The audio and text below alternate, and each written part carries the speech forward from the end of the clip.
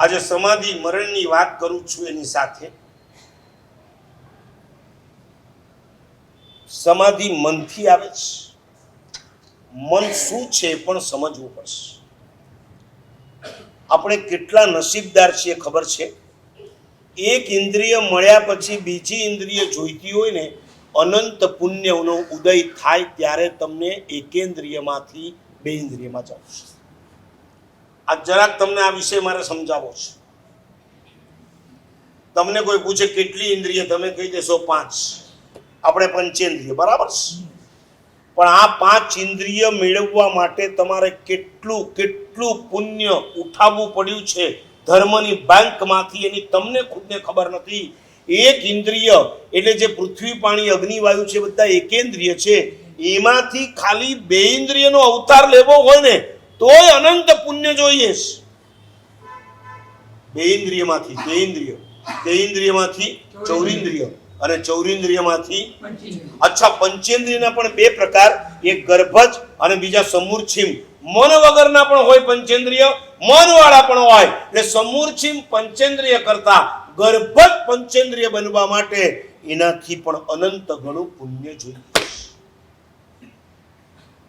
એટલે પૃથ્વી કરતા શંખ બનવું હોય તો અનંત પુણ્ય, શંખ કરતા કીડી બનવું હોય એનાથી અનંત ઘણું પુણ્ય, કીડી કરતા માખી બનવું હોય એનાથી અનંત ઘણું, એના કરતા સમૂર્છિ મનુષ્ય અને એના કરતા ગર્ભજ પંચેન્દ્રિય બનવું હોય અનંત અનંત અનંત. તમને સમજાય? એક એકેન્દ્રિયમાંથી 2 ઇન્દ્રિયમાં જવું હોય ને તો પણ પુણ્ય જોઈએ છે. એ પુણ્ય ના હોય ને તો તમે એકેન્દ્રિયમાં અનંત કાળ સુધી ઠોકાઈ જાઓ. ખબર છે? 5 ઇન્દ્રિય કહીશ, બોલતા જાઓ.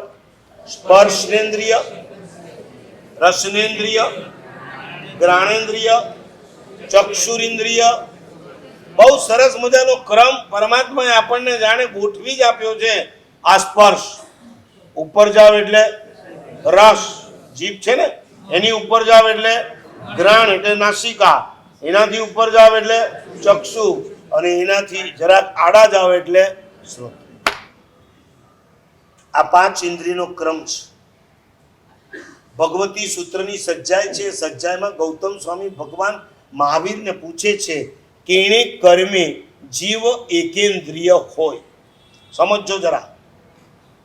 અહીંથી કદાચ પાછા તમે એકેન્દ્રિયમાં જો ચાલ્યા જાઓ અને ગૌતમ સ્વામી જેવા પૂછે કે આ ભાઈ તો પંચેન્દ્રિય હતા, મારા સાહેબ આટલી બધી આરાધના કરતા હતા, આ પાછા એકેન્દ્રિયમાં કેમ ચાલ્યા ગયા?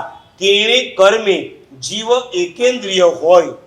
હવે જો સાંભળશો ને હલી જશો. ભગવાન કહે છે 5 ઇન્દ્રિય વસ નવી કરી તેને કર્મે જીવ એકેન્દ્રિય હોય. જેની 5 ઇન્દ્રિય પોતાના કંટ્રોલમાં નથી એ વ્યક્તિને મનુષ્ય ભવ લાંબો સમય સુધી મળી શકતો જ નથી.